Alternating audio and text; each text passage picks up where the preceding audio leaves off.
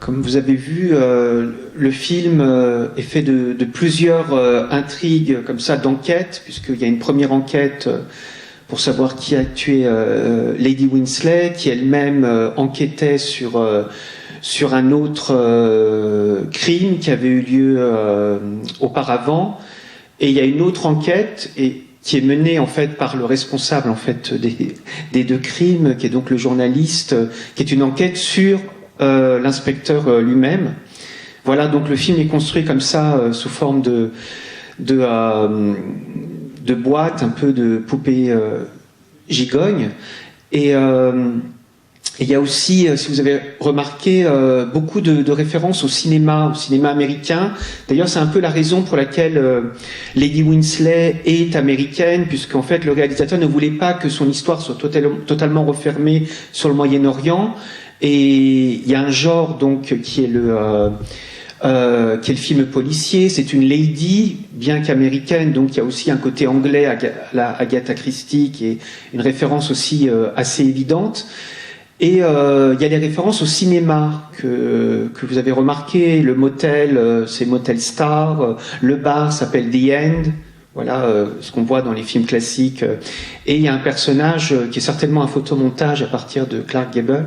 Je ne sais pas à qui appartient le bas, mais le haut c'est Clark Gable, le bas c'est peut-être Omar Sharif, je ne sais pas. Enfin bon, bref, il y a un mélange en tout cas, le côté un peu oriental d'une figure américaine. Et puis de toute façon, l'inspecteur, il a aussi son impair à la Bogart. Enfin bon, bref, on est quand même aussi dans des repères comme ça assez à la fois connus, mais pour nous parler en fait d'une histoire finalement qui est peu connue et qui même dans le film apparaît comme étant même inconnue par rapport aux intéressés, puisque l'enquête qui est menée sur les origines kurdes de l'inspecteur le surprend lui-même. Il n'était pas au courant, ou il avait oublié ses propres origines. Donc ça, c'est quelque chose que je trouve intéressant dans le film. On est dans une forme que l'on connaît, mais quand même une forme déplacée ailleurs, au Moyen-Orient. Donc déjà, il y a quand même quelque chose comme ça, comme un trouble quand même. Et en même temps, on aborde une histoire qui n'est pas une histoire forcément connue, enseignée, etc. Et en fait, c'est ce qui est assez intéressant, si vous vous souvenez, dans le film, quand est retrouvée une lettre de Lady Winsley où on entend sa voix qui dit pourquoi elle veut faire un roman, quel sera le sujet de son prochain roman. En fait, on peut presque dire que c'est la note d'intention du film, puisqu'il est question de la Turquie en disant que la Turquie est un pays fascinant, est une vraie mosaïque. C'est comme un ciel avec plein d'étoiles, simplement c'est un ciel qui ne brille pas. Voilà. Et en fait, on peut dire que la volonté certainement du réalisateur, et alors il l'a fait à sa façon dans cette île où il y a aussi des histoires secrètes, plus commune, on va dire, c'est juste une histoire d'enfant illégitime, mais justement d'une manière un peu plus large, ça renvoie aussi peut-être à une histoire officielle par rapport à une réalité plus complexe, plus réelle en fait, et pour moi en fait, l'idée certainement du réalisateur, c'était justement en parlant du peuple kurde, qui est quand même un sujet qui reste tabou en Turquie, pouvoir aussi parler de la Turquie, pouvoir aussi dire combien la Turquie, en se réconciliant peut-être avec sa propre histoire, pourrait peut-être être voir les choses peut-être différemment, et ce qui pour moi est assez troublant parce que le réalisateur ne s'est pas beaucoup exprimé sur ce film, sur ses références ou pas, mais cette histoire en fait qui est racontée de cette façon, d'une manière, on est dans un conte. Moi me rappelle en fait une histoire dont vous avez peut-être entendu parler parce que c'est quand même quelque chose d'assez marquant dans l'histoire récente de la Turquie. Qui est l'assassinat d'un journaliste turc d'origine arménienne qui s'appelait Hrant Dink en 2007, le 19 janvier 2007. Et là, en fait, Lady Winsley, elle est assassinée le 19 février 2017. bref, il y a quand même une résonance en fait, et qui était un journaliste qui en fait avait écrit un papier qui avançait l'idée qu'une des filles adoptives de Mustafa Kemal, qui a eu 7 filles adoptives, pouvait être d'origine arménienne. Parce qu'en fait, il y a 2 tabous en Turquie, c'est le génocide arménien et c'est les Kurdes, voilà. Et ça avait été considéré comme quelque chose d'insupportable, et le journaliste a été assassiné. Et c'est quand même un épisode très très marquant. Alors, le réalisateur ne s'est pas exprimé là-dessus, mais je pense que c'est presque évident qu'il y a aussi cette idée-là en arrière-fond. Mais ce qui est important, selon moi, c'est aussi véritablement de défendre l'idée, donc dans la fameuse lettre de Lady Winsley, que la richesse de la Turquie, c'est justement cette diversité, il s'agit en fait d'accepter cette diversité pour que ce ciel puisse resplendir, enfin pour reprendre les termes utilisés. Et c'est là aussi où la chanson qu'on entend au début du film, comme je vous l'avais dit, qui est donc une chanson iranienne qui n'est pas traduite, mais qui veut dire l'étranger familier, Ralibé Oshna, l'inconnu familier. En fait, on s'aperçoit que c'est pas juste cet inspecteur qui vient ici, c'est aussi l'histoire finalement qui n'est pas faite d'une manière beaucoup plus générale, parce que si vous vous souvenez, on entend une autre voix off à un moment donné dans le film, qui est la voix off de la mère, qui dit que nous sommes devenus étrangers à notre mémoire en parlant des Kurdes de Turquie, mais on peut dire et le film montre comme ça des relations parfois non officielles, il y a une pluralité effectivement qui concerne pas que les Kurdes et les Turcs, mais aussi les Arméniens, parce qu'en fait la fameuse fille adoptive en question de Mustafa Kemal, c'est aussi une figure très importante en Turquie. C'est pour ça que c'était considéré comme étant inacceptable qu'on avance cette hypothèse, puisque c'était la première femme pilote, une figure très importante, Sabah Gökçen, voilà, et si elle a été adoptée, en fait, il se trouve qu'elle est née en 1913, donc 2 ans avant le génocide arménien, voilà. Donc en fait, pour moi, derrière ce film de genre, derrière cette histoire qui se passe sur une île, qui a l'air quand même parfois très très loin de la Turquie d'aujourd'hui, quoi, aussi par rapport à une actualité peut-être parfois beaucoup plus brûlante par rapport à ce qui se passe en Turquie, dit peut-être aussi quelque chose de façon beaucoup plus générale sur cette absence de pluralité acceptée, qui fait que le pays peut aussi s'isoler et puis vivre dans des non-dits, ce qui n'est jamais une bonne chose pour un pays. Voilà, donc ça prend cette forme-là, qui est un peu une fantaisie, mais une petite histoire, mais qui peut-être a aussi des résonances plus larges. Voilà. Oui. C'est ça qui est troublant, ça parle un peu large, puis d'un coup, on voit que ça prend quand même d'autres allures. Oui. Et je trouve pour moi que c'est une manière forte de présenter ce problème kurde et la Turquie, qui est intéressante parce qu'on n'en parle peu, justement assez peu, et c'est difficile et je trouve que c'est assez fort de ce côté-là. Enfin, moi, j'ai vraiment perçu comme ça. Exactement, tout à fait. Je trouve très intéressant, effectivement, de prendre le biais du film de genre, de faire entre guillemets une sorte de divertissement, mais qui en réalité met le doigt sur des vraies questions. Et en même temps peut aussi être perçu par des spectateurs non kurdes, non turcs, qui voient aussi, même des cinéphiles, ils peuvent se reconnaître aussi dans ce qu'ils voient. Mais je suis d'accord avec vous, c'est un film politique, mais aussi poétique, parfois un peu absurde, avec un humour aussi très particulier. Oui, tout à fait. Et ce jeu comme ça de la transposition, bon, c'est un peu mystérieux, les tableaux aussi qu'on voit au début. Alors on reconnaît le fameux couteau entre les dents. Enfin voilà, c'est la seule chose que l'on comprend à peu près, mais on ne comprend pas pourquoi c'est là exactement. Mais c'est un peu la poésie aussi qu'il y a dans ce film-là. C'est-à-dire, on est dans un univers un peu fantasque, un peu absurde, mais en réalité, derrière, il y a cette résonance politique. Ça, je suis assez d'accord. Oui, complètement même.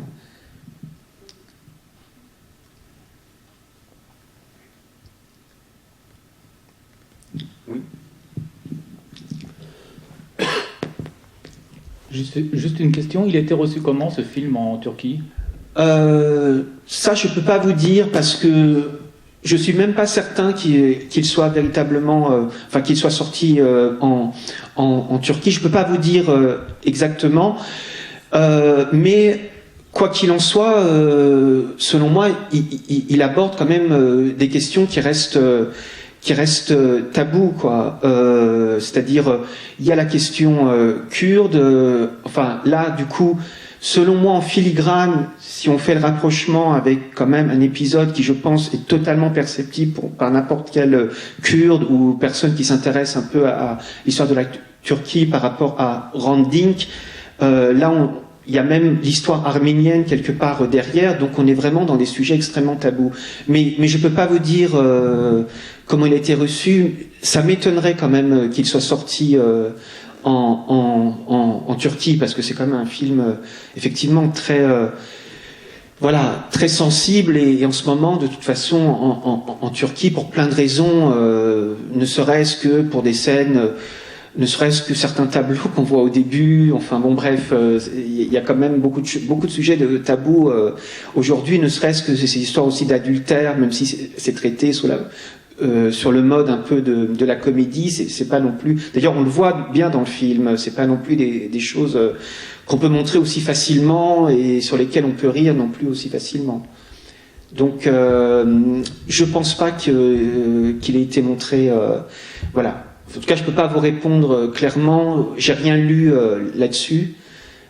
Mais quoi qu'il en soit, c'est évident que surtout dans la Turquie, encore une fois, d'aujourd'hui, c'est encore plus compliqué en fait d'aborder certains sujets comme ça de façon avec humour et ironie et fantaisie, hein, et tendresse. Oui, il y a tout ça dans le film, exactement.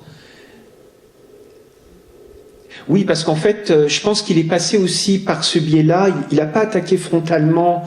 Il est quand même sur une île. Il parle bien évidemment de la Turquie, c'est quand même très très présent, mais il donne aussi un peu le sentiment de raconter une histoire un peu insulaire, villageoise, qui ne concernerait pas le reste du pays.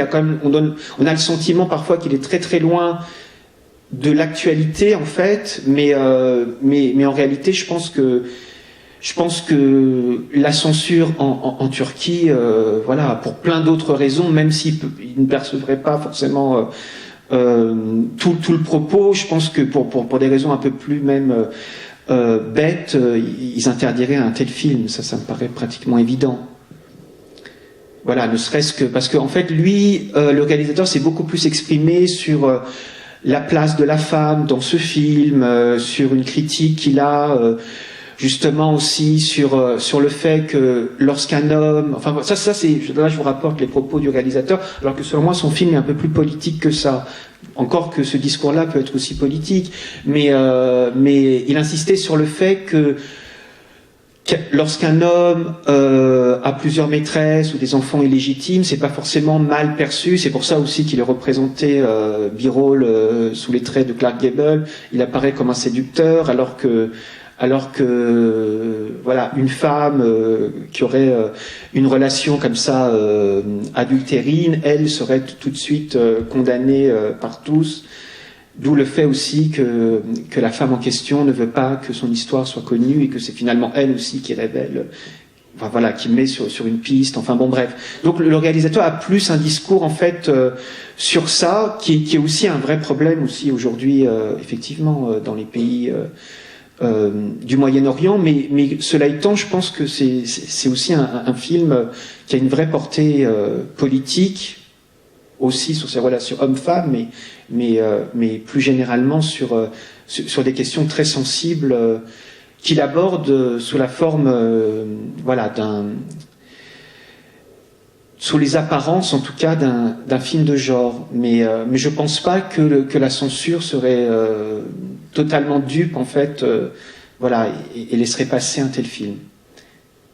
Mais je peux pas vous en dire beaucoup plus parce que je sais pas si le film est sorti en Turquie, ça me semblerait très étonnant parce que encore une fois il aborde quand même des questions et qui sont assez bien traduites dans le film avec humour et tendresse. Je suis assez d'accord sur... Alors, il faut savoir que pendant longtemps, la langue kurde était interdite. On ne prononçait même pas le mot kurde. En Turquie, on disait les Turcs des montagnes. Voilà, c'était des Turcs qui habitaient dans la région montagneuse, mais c'était des Kurdes en l'occurrence. Donc, beaucoup de choses étaient interdites. Alors, à partir des années 90, on a reconnu l'existence. Voilà. Et d'ailleurs, il est dit que la langue est interdite, que le poète écrivait dans une langue interdite. Et même si ça s'est légèrement amélioré, ça reste que, on accepte difficilement l'existence des minorités kurdes, arméniennes, et le passé historique, en fait. De ces populations, donc parler de ça, ne serait-ce qu'en parler dans un film qu'on montrerait ensuite en Turquie, ça me paraît totalement improbable en fait.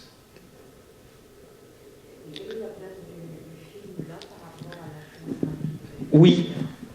Alors par rapport à la filmographie du réalisateur, pour moi, ce qui est intéressant, c'est que on parlait tout à l'heure du polar comme genre, comme je vous l'ai dit en fait en introduction. Son film précédent, je ne sais pas si parmi vous des gens l'ont vu, My Sweet Pepperland. En fait, c'était un film qui avait beaucoup surpris parce qu'il avait complètement l'allure d'un western.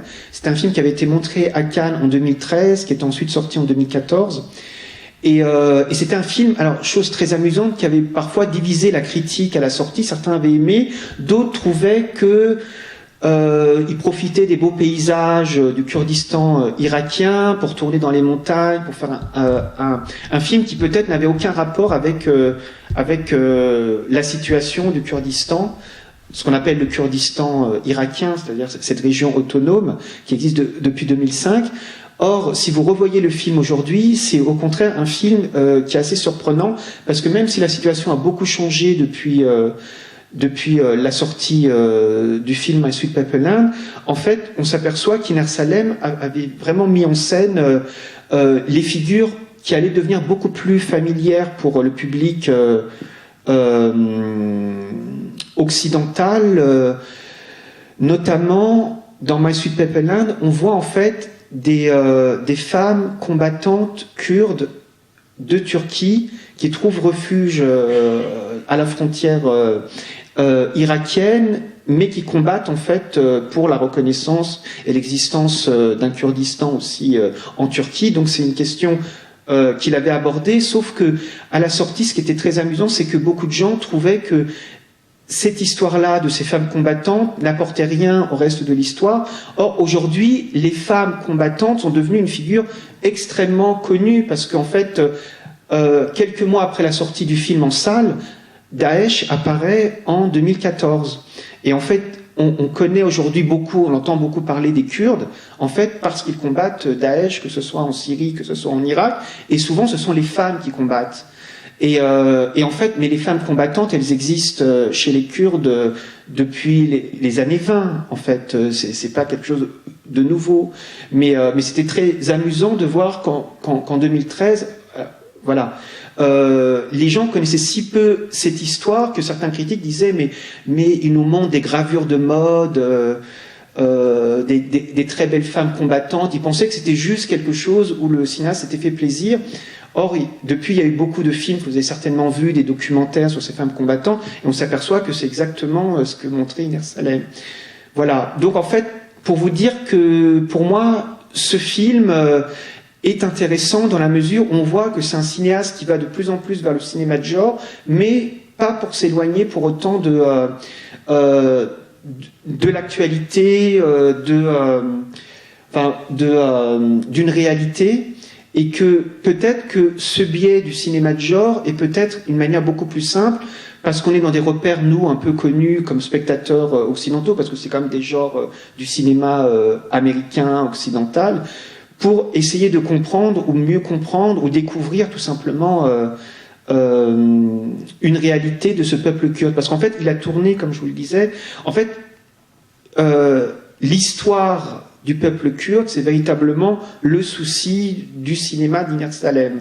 Voilà. Il n'a pas toujours été tendre, et il a donc tourné aussi dans différentes communautés kurdes, en Allemagne, en France, donc aussi en Irak, en Turquie, en Arménie. Et l'humour que vous voyez ici, parfois se retrouve de film en film. On a souvent les mêmes choses, les mêmes réflexes un peu grégaires, où tout le monde tourne la tête dans le même sens, en même temps, etc. Donc il a mis au point, je dirais, une certaine imagerie, sans que ça soit péjoratif. Voilà. Il a élaboré aussi, ou il a confectionné presque un certain univers kurde, mais qu'on retrouve chez d'autres cinéastes kurdes. Ça, c'est aussi très intéressant. Mais là, depuis 2 films, il est aussi beaucoup, peut-être, davantage, en fait, dans un cinéma de genre. Et voilà, pour moi, ce serait ça un peu... disons que ça confirme... ce film-là confirme une inflexion, en quelque sorte, de son cinéma, qui irait beaucoup plus vers un cinéma avec des références cinéphiles, qui ferait que, voilà, ce film, on peut très bien le passer dans une cinémathèque. Des gens reconnaîtraient peut-être d'autres références, soit dans le cinéma et d'Iner Salem, et le cinéma turc, certainement, et le cinéma hollywoodien. Enfin voilà, disons que depuis 2 films, il est beaucoup dans... son sujet a toujours été le même, mais là, il est aussi beaucoup plus dans quelque chose... voilà, dans une forme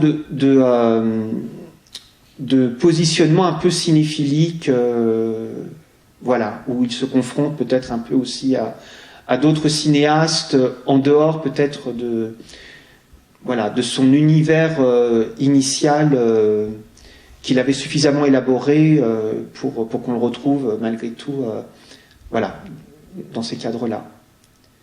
Mais c'est un cinéaste, en fait, comme il vit en France, ce film-là, par exemple, il est produit par Agathe Film. Je ne sais pas si vous avez vu au générique, mais c'est Guédiguian, qui est aussi un des producteurs, oui, à Agathe Film. Donc en fait, Iner Salem, vous pouvez trouver très facilement ses films précédents. Ils existent en DVD. Enfin voilà, donc vous pouvez vraiment découvrir ce cinéaste, parce qu'il a réussi à faire des films en fait en venant en France. Voilà, et il est soutenu par Robert Guédiguian. Mais ça aussi, c'est très intéressant, par des cinéastes. Enfin voilà, qui aussi essayent de défendre des identités plurielles, disons, en France, parce qu'après tout, les identités plurielles, c'est pas que voilà, il faut le défendre ça partout, et le cinéma permet ça, et que Guédiguian se rapproche ou se reconnaisse. Voilà, bon, Guédiguian qui a aussi des origines arméniennes en plus d'être marseillais, enfin voilà, méridional, mais c'est intéressant en fait. Voilà, c'est intéressant comme rencontre, et peut-être comme forme aussi de cinéma. Voilà, il y a peut-être une famille de cinéma, mais qui ne se limite pas juste aux Kurdes, aux cinéastes kurdes. Voilà, qui peut peut-être s'élargir aussi dans la manière dont d'autres cinéastes peuvent défendre aussi une vision différente, voilà, en passant parfois par le genre aussi, mais en ayant aussi créé leur identité propre avant. Voilà. Donc,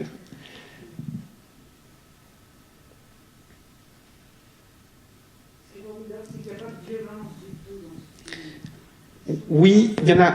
Oui, oui. Je comprends. C'est quand même quelque chose de fort pour exprimer tant de choses, tant de problèmes, Je trouve que c'est extraordinaire. C'est vraiment, moi je trouve que c'est un film qu'on regarde, où on rit, on sourit, et en même temps on se rend compte tout ce que ça draine comme problème. Pour moi, je trouve que c'est vraiment extraordinaire, c'est fabuleux, quoi, comme méthode. C'est une méthode complètement, je trouve, non violente. Alors, il y a un peu de violence, mais oui, bien sûr, voilà, je comprends parfaitement. Le film ne va pas miser là-dessus. Et c'est pour ça qu'il y a une forme de conte, je dirais. Il y a ce côté conteur qu'on retrouve chez Guédiguian aussi. Il y a un côté conteur, un côté humain, et qui ne va pas effectivement... on n'est pas en tout cas, si violence il y a, ce n'est pas une violence qui va sidérer le spectateur, qui va être complètement désarçonné. Le personnage de la jeune hôtelière symbolise une Turquie ouverte, moderne. C'est ça, exactement. Accueillante. Qui parle anglais, voilà. Exactement, je trouve que c'est un très beau personnage, puisqu'en fait, elle représente aussi un peu la jeunesse, en fait. Et effectivement, elle a beau vivre sur cette île. Alors, c'est une île très touristique, mais elle est ouverte. Effectivement, les origines éventuellement kurdes ne lui font pas peur. Enfin, voilà, de l'inspecteur. Et instruite, voilà, c'est aussi une figure comme ça, instruite tout en étant hôtelière. C'est effectivement, je suis d'accord, un personnage très intéressant. Voilà, qui n'apparaît pas beaucoup, mais qui apparaît à des moments intéressants. Et la dernière scène, je la trouve très belle. Cette scène comme ça, ce long moment musical qui est presque un ballet, la manière dont c'est filmé. Il y a le châle qui tombe, et puis ensuite... et voilà, exactement, tout à fait. Et de ce point de vue-là, ça rejoint un peu le film précédent, My Sweet Pepper Land, où l'avenir était aussi représenté par un commandant en fait de police qui venait pour faire respecter la loi du gouvernement central dans un petit village, et une institutrice aussi qui était mandatée. Voilà, et donc c'était un peu ces figures-là qui représentent effectivement une sorte d'avenir idéal. Et ce qui est intéressant, et c'est là où ça rejoint un peu quand même l'histoire de Randink, c'est-à-dire que ça veut dire aussi que l'avenir des Kurdes n'est pas non plus entre eux. Parce que là, c'est un Kurde de Turquie qui rencontre une Turque, voilà, et c'est cette histoire-là. Donc c'est pas non plus un film, voilà, c'est un film qui voit cet avenir-là, et ça c'était aussi ce qui était vraiment défini et revendiqué par Randink concernant la communauté arménienne. Voilà, ça, il estimait même qu'il fallait qu'il n'y ait plus de frontières entre l'Arménie et la Turquie, qu'il fallait une réconciliation. Et donc voilà, donc je pense qu'il y a vraiment une philosophie aussi très forte effectivement derrière ce film. Et si on arrive à trouver certains chemins par rapport à la réalité, qui est peut-être pas la réalité immédiate que l'on a de la Turquie, mais une réalité un peu plus profonde ou une histoire un peu plus longue, et ben on s'aperçoit effectivement que le film pose les vraies questions. Voilà, sur cette pluralité, mais cette pluralité qui doit être dans cette diversité. Enfin, exactement, je suis entièrement d'accord.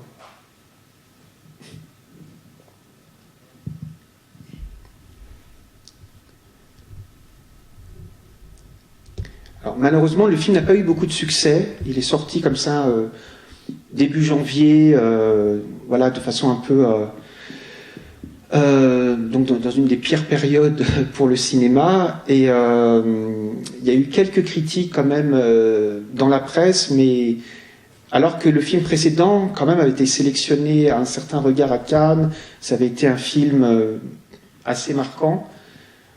Donc voilà, mais je suis très heureux que le film puisse rencontrer son public, parce que je pense que c'est un film certainement sur la durée qui, voilà, dont l'importance apparaîtra peut-être encore plus grande. Mais ce qui est surtout pour moi important, c'est que, en tout cas, c'est un cinéaste qui je trouve, a le souci de parler à la fois de cette région d'où il vient, qu'il connaît, mais je trouve que ces films peuvent aussi résonner aujourd'hui avec d'autres choses. Enfin, il y a une dimension universelle, même si ça parle d'histoire, voilà. Mais je pense que c'est aussi vrai pour la France. Je veux dire, il y a des épisodes historiques, il y a des guerres, et ensuite il y a des espèces d'amnésie volontaire.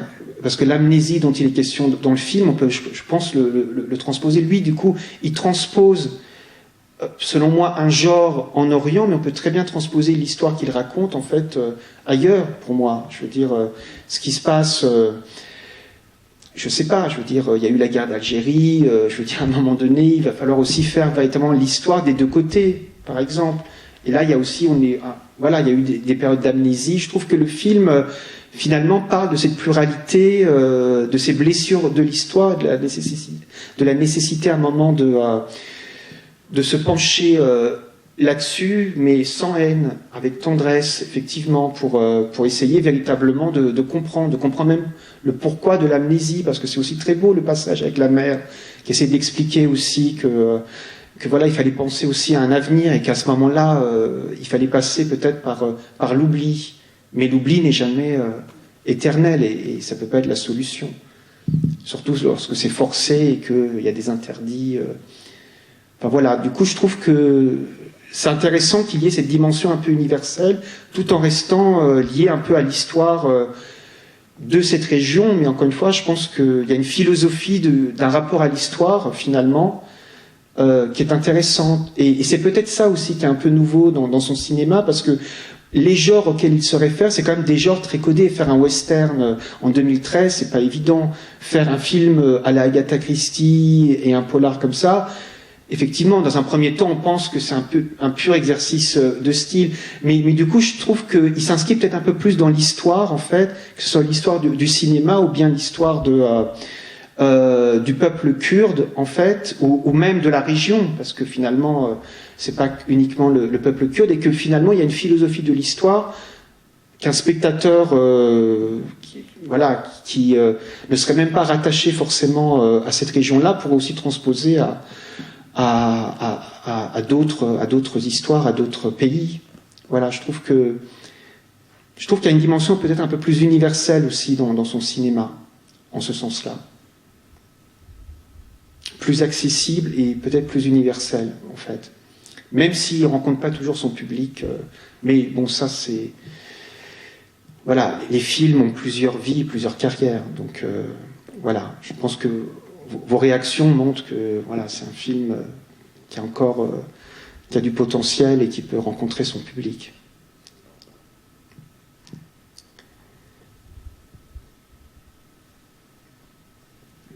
Oui.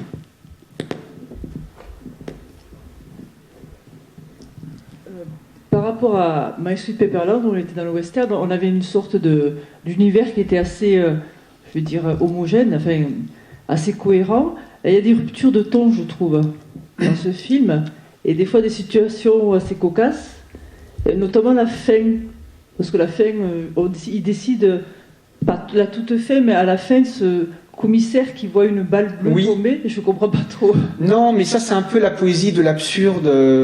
Enfin voilà, effectivement, on ne sait pas d'où tombe, voilà, mais enfin, moi, ça ne m'a pas beaucoup plus gêné, disons. Il y a cette dimension de façon un peu absurde aussi, parfois. Il est aussi dans son monde, lui, enfin voilà, dans son rêve, mais selon moi, c'est pas si différent de My Sweet Pepperland, puisque c'est aussi un endroit un peu isolé, c'est aussi une sorte de micro-société. Donc, il y a peut-être un peu plus de rupture de ton, c'est peut-être un peu plus de l'ordre du conte, ce film-là, d'où aussi les choses qu'on n'explique pas toujours, mais qui gênent pas du tout l'histoire. Voilà. Oui, c'est comme les tableaux au début. Moi, je serais incapable d'expliquer si ça a une signification ou quoi que ce soit. Mais en même temps, je trouve que c'est une entrée en matière qui donne un certain ton aussi sur voilà, des personnages, des trônes que l'on va voir, des situations un peu un peu absurde, surréaliste, enfin voilà, donc oui, il y a des touches comme ça de fantaisie, il y a de la fantaisie dans le film, mais justement, je trouve que par rapport à ce qui a été dit tout à l'heure, je trouve que c'est assez juste, c'est que le film parfois aussi très très lourd, du coup, ces touches un peu colorées de fantaisie, je trouve qu'elles sont bienvenues. Voilà, même à travers la musique qui devient légère aussi à ce moment-là, lorsque le ballon tombe, c'est une toute autre musique, en fait la musique qu'on entendra jusqu'à la fin. Donc je dirais pas que oui, c'est des ruptures de ton, mais c'est aussi une manière de pas terminer sur l'image justement d'un crime, parce qu'il y a quand même eu, enfin un crime, il y a eu une légitime défense, mais il y a quand même eu un mort. Et si le film se terminait là-dessus, on ne gardera pas cette image-là, même de l'inspecteur. Voilà, il retourne un peu dans son monde de l'enfance. Voilà. Donc oui, il peut y avoir des petites touches comme ça, mais je les trouve assez belles personnellement. Je trouve que, enfin voilà. Mais effectivement, je trouve que c'est assez juste de rapprocher ça de la peinture aussi, des peintures qu'on voit au début, parce que je pense que c'est vraiment ça. Je pense qu'il se comporte un peu comme un peintre. Il a envie de mettre un peu une touche différente à ce moment-là. Enfin voilà. Et mais l'ensemble, je trouve, reste cohérent. Et puis, enfin voilà. Donc il n'y a pas une manière de souligner de façon. Oui, tout à fait. Voilà. Ça lèche beaucoup. Oui, exactement. Oui, il y a beaucoup de petites choses, parfois drôles. Effectivement, moi je savais même pas qu'il y avait le même jeu de mots lorsque même le prisonnier est attaché et qu'on lui dit descendez-le, et il dit non, pas comme ça. Enfin bon, bref. Donc parfois on est vraiment dans des choses assez incroyables. Enfin voilà, sur cette mentalité comme ça un peu refermée sur elle-même. Mais en même temps, il y a de la tendresse. Hein. Le mot tendresse est très intéressant parce que ils sont pas antipathiques, les gens du village, de l'île en fait. Voilà, c'est vraiment une galerie de portraits d'ailleurs, comme ça, sous forme de diapositives, on les voit comme ça. Mais on sent jamais quelque chose de moqueur, quelque chose de dur, une caricature un peu trop appuyée. Donc voilà, donc je trouve qu'on reste dans. Mais je trouve qu'il y a un travail un peu de peintre aussi dans les touches comme ça qu'il peut mettre, et dans un humour, parce qu'effectivement il y a beaucoup d'humour, même le tic qui consiste pour l'inspecteur de lever les yeux au ciel pour réfléchir, voilà, donc et puis au bout d'un moment on finit par l'intégrer, et puis on comprend le moment où il lève les yeux au ciel, enfin bon bref, qu'il est en train de réfléchir, et puis quand même cette histoire d'ADN, voilà, ça, il n'a pas compris le principe de l'ADN, c'est pas qu'il faut que ça se rapproche, il faut que ça soit identique, il n'arrête pas de répéter oui mais c'est un ADN proche, bon bref, donc voilà, il y a des choses comme ça. Il me fait un peu penser à ce commissaire dans Le Petit Quinquin. Oui, c'est effectivement, je trouve que. Mais c'est intéressant aussi comme rapprochement, effectivement, par rapport. Je trouve qu'il y a des familles de cinéastes qui peuvent. Mais je crois. Peut-être que je me trompe, mais peut-être que Petit Quinquin, je ne sais pas si c'est produit par Agathe Film ou pas. Mais peut-être que je me trompe, mais en tout cas, je trouve qu'il y a une famille un peu qui peut se dessiner et qu'on peut rapprocher aussi dans le fait d'aller tourner dans des régions avec des accents, avec des façons de parler. Et je trouve qu'il y a peut-être tout un cinéma, que ce soit au Moyen-Orient ou ailleurs. D'abord, on pense aussi forcément au cinéma de Kusturica, aussi dans toute cette diversité, enfin voilà, ce côté. Et même lorsqu'on est dans la caricature, il y a beaucoup de tendresse de la part du spectateur, parce qu'il est très sympathique. Ce commissaire, il est juste incompétent, mais à la fin, il a quand même son heure de gloire. Voilà. Mais oui. Mais je trouve que cette idée de tendresse, ce serait même peut-être le point commun entre les différents cinéastes, Guédiguian, voilà, c'est-à-dire qu'en fait, il nous montre aussi, un peu comme Pagnol justement avant, il nous montre aussi avec beaucoup de lucidité les défauts, mais aussi les qualités, en fait, l'humanité, exactement. Donc avec ces zones d'ombre et de lumière, et l'imaginaire, parce que ce fameux ballon qui tombe, je pense que c'est l'imaginaire tout simplement. Et c'est des films, voilà, qui ont aussi un véritable imaginaire tout en étant réalistes par certains côtés. C'est pour ça qu'il y a une dimension de conte mais sur l'humanité, je trouve que c'est le mot exact en fait parce que même l'assassin finalement, je veux dire, on souffre pour lui, cette espèce comme ça de folie dans laquelle lui-même est enfermé, et voilà, enfin, il nous montre aussi la prison dans laquelle il est lui-même, parce que finalement, exactement, et puis le terme patriote, c'est l'une des premières choses qu'il dit lorsqu'on lui dit pourquoi vous êtes entré, etc. Il dit je suis journaliste, je suis patriote. Et puis ensuite, dans le roman, il y a aussi je suis patriote, mais je suis patriote. Un Kurde peut aussi être patriote. Enfin bon, bref, donc mais patriote même par rapport à la Turquie. Enfin, mais c'est pour ça qu'il le qualifie de traître ensuite. Enfin bon, bref. Mais on sent que lui est complètement dans un schéma. Enfin voilà, fermé, effectivement. Et tout ça, ça nous est montré, je trouve, avec sans haine non plus de la part du réalisateur. Voilà, on comprend bien que ça ne va pas, mais il n'y a pas une haine. Justement, on ne va pas peindre ce personnage avec un couteau entre les dents, je veux dire, parce que on ne devine pas forcément tout de suite on est même surpris à un moment, parce que quand même, on pense enfin voilà, on le voit pas forcément comme l'assassin, voilà. Donc, mais voilà. Et donc, je pense que humanité, ça peut permettre aussi de comprendre peut-être l'histoire des tableaux, parce que ça serait peut-être ça aussi, c'est-à-dire que lui se refuse, le cinéaste, à montrer des personnages forcément mauvais de façon caricaturale. Comme on pouvait le faire dans des caricatures, justement, pour désigner l'ennemi, on le montrait avec un couteau entre les dents. Et là, justement, ce ne sont pas des ennemis, ce sont des enfants, ce sont des femmes. Enfin bon, bref. Donc, mais donc, ça peut expliquer. Je pense qu'effectivement, disons que d'entrée de jeu, peut-être, il montre ce que lui ne va pas faire. Il va pas être, voilà, dans la propagande, mais il va quand même dire quelque chose. Voilà, du coup c'est assez intéressant, parce que même ce qui est énigmatique, voilà, en creusant un peu, on peut quand même trouver une explication. Mais du coup c'est pour ça, c'est jamais mauvais qu'il y ait des choses énigmatiques dans un film. Je veux dire, même le ballon qui tombe, ça se trouve on découvrira pourquoi chacun de nous demain matin. Donc, enfin voilà. Mais je trouve que justement il y a suffisamment d'éléments aussi pour nourrir un peu l'imaginaire, l'imagination, tout en parlant de la réalité avec tendresse et humanité, exactement. Oui.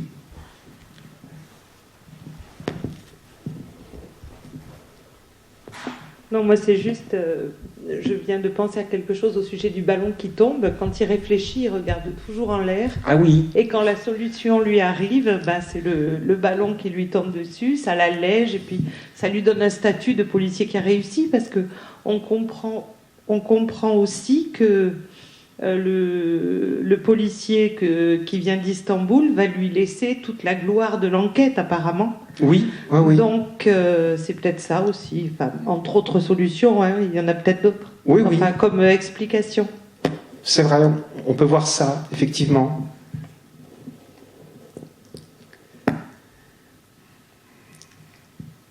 Voilà. Bon, Bamchad, merci beaucoup pour cette analyse toujours passionnante et très pertinente. On conclut ce soir la 47e rencontre avec toi. C'était un plaisir. Merci. Voilà, je vous remercie tous et toutes d'être venus, d'avoir partagé ces moments cinéphiliques, ces rencontres, ces échanges. On continue mardi prochain. On se retrouve pour une soirée consacrée au cinéma d'Alice Rohrwacher, cinéma italien, comme son nom l'indique. Merci à tous. Merci.